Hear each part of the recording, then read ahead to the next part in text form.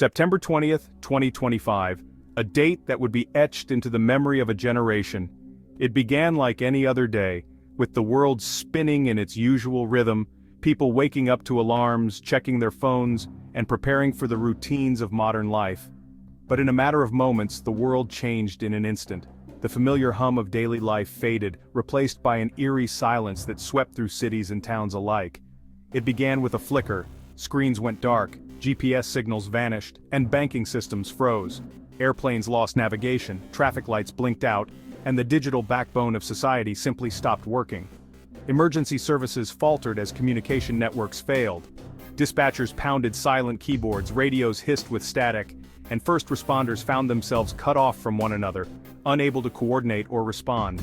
In cities worldwide, confusion and panic replaced the usual digital hum. People poured into the streets, searching for answers, gathering around powerless devices, desperate for any scrap of information. The cause wasn't a glitch or solar flare, it was an attack. Not a bomb or a cyber virus, but something far more insidious. An assault on the invisible threads that connect our world. High above, a critical communications satellite was deliberately destroyed. In the cold vacuum of space, a single act of violence sent shockwaves rippling across the globe. News slowly revealed the truth. A missile had struck its target, turning it into a cloud of shrapnel. The debris scattered, threatening other satellites, multiplying the chaos with every orbit. This was a declaration. A new kind of war had begun, invisible to most. The battlefield was above our heads, and the weapons were silent, unseen, and devastating. Governments scrambled for answers, militaries went on alert, and the world waited, breath held. In war rooms and newsrooms, leaders and journalists struggled to comprehend the scale of the disaster. The attack exposed our hidden vulnerability. Civilization depends on fragile infrastructure floating in space.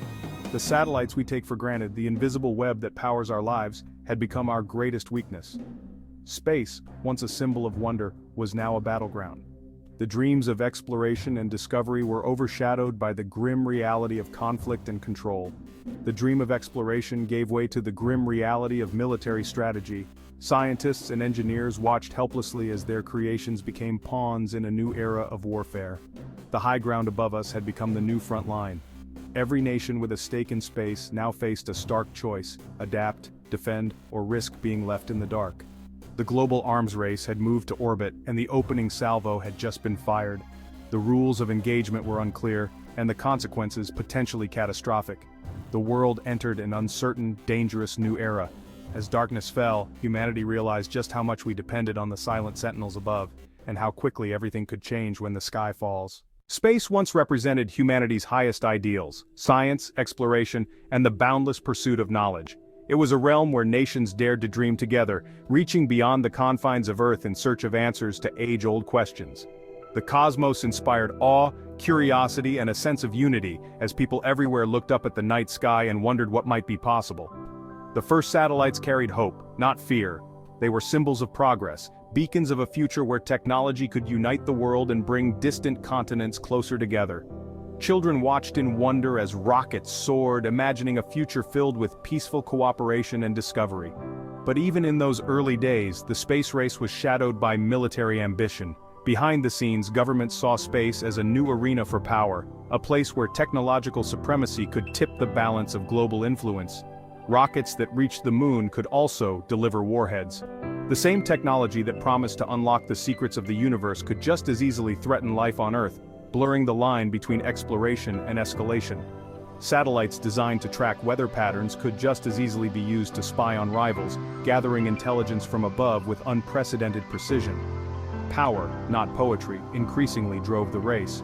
Political leaders and military strategists saw space as a critical domain for asserting dominance and securing national interests. As nations relied more on space for communication, navigation, and surveillance, its strategic value soared. Satellites became essential tools for both civilian life and military operations. Space became the ultimate vantage point for intelligence and command, offering a bird's-eye view of every corner of the globe and the ability to coordinate complex operations from afar. The focus shifted from exploring space to controlling it. The dream of peaceful exploration gave way to the reality of competition and conflict. Today, space is a recognized warfighting domain. Nations invest billions to protect their assets and develop new ways to defend, and attack in orbit. The language has changed. Now we talk of space superiority, orbital warfare, and the need to secure the high ground above Earth. The stakes have never been higher. The dream of a peaceful commons has faded, replaced by suspicion and rivalry. Treaties gather dust, and the hope for shared stewardship grows dim. The final frontier, once a symbol of hope and unity, is now the newest front line, a contested domain where the future of security and perhaps peace itself will be decided. The Cold War pushed the militarization of space into overdrive. Every launch was a move in a high-stakes chess game between the US and USSR. Sputnik's launch was both a scientific feat and a missile threat. Spy satellites transformed intelligence gathering, making overflights obsolete. Both sides developed anti-satellite weapons, ASATs, testing the limits of space warfare. The Outer Space Treaty banned weapons of mass destruction in orbit, but not conventional arms. Secret research continued: killer satellites, air-launched missiles, and more. The Cold War set the rules. Space was now essential for surveillance, communication, and strategic denial. The 1980s brought Reagan's Star Wars, a vision of space-based missile defense. Though never fully realized, it escalated the race to militarize space. After the Cold War, urgency faded, but research continued. In 2007, China destroyed its own satellite, proving its ASAT capability and creating dangerous debris. This act reignited the space arms race, signaling China's arrival as a military space power. Russia followed with its own counter-space weapons. In 2019, the US created the Space Force, formally recognizing space as a warfighting domain. The mission: protect American interests and ensure access to space. The era of preparing for war in space had begun. The new space race is crowded and unpredictable. India joined the ASAT club in 2019, while Japan and Europe ramped up military space programs.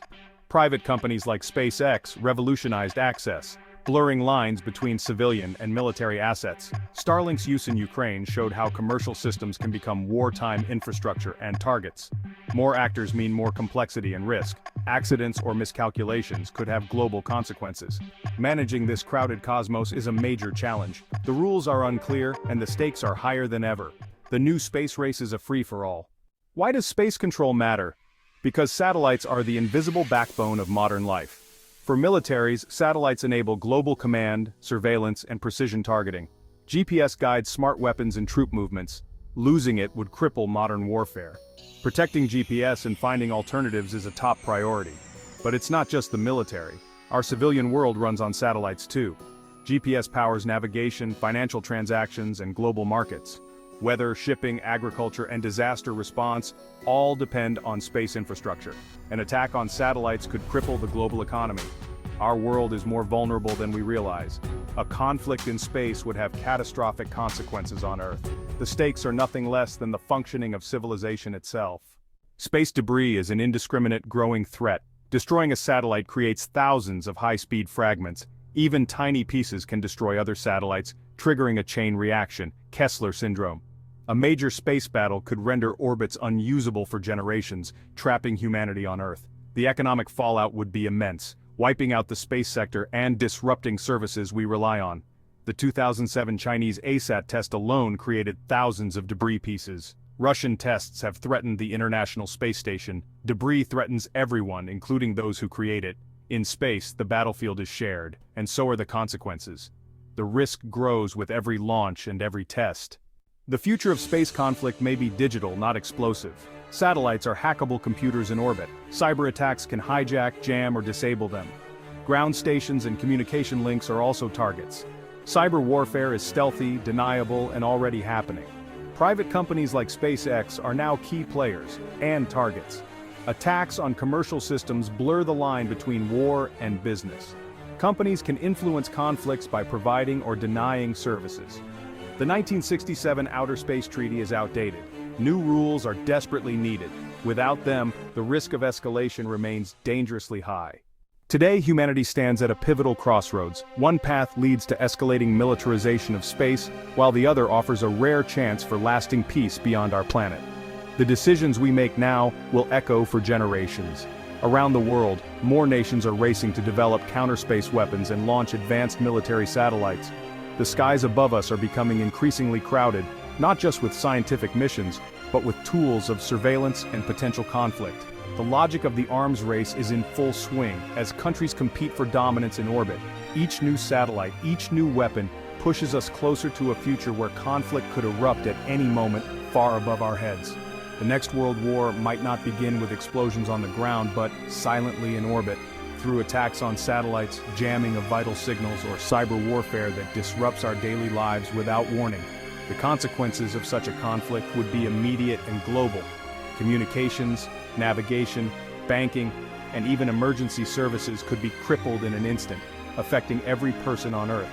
We must ask ourselves, is space destined to become the next battlefield, or can we work together to preserve it as a peaceful commons for all humanity? The choice is not inevitable. It depends on our actions now. Deep mistrust between nations and the dual-use nature of space technology make cooperation incredibly challenging. Every satellite can be seen as both a tool for progress and a potential weapon. Yet, the choice remains ours. Will we claim the high ground for war, or will we choose a shared future of exploration, discovery, and hope? The stars above can unite us if we let them.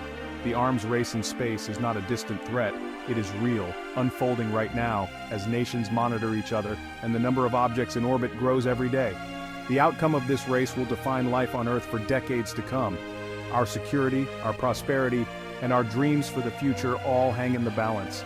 That's why we must have this conversation, urgently, openly, and with a sense of shared responsibility. The future of space is the future of humanity itself. The sky is now the front line. What happens next is up to us, all of us. Will we choose conflict, or will we reach for peace among the stars?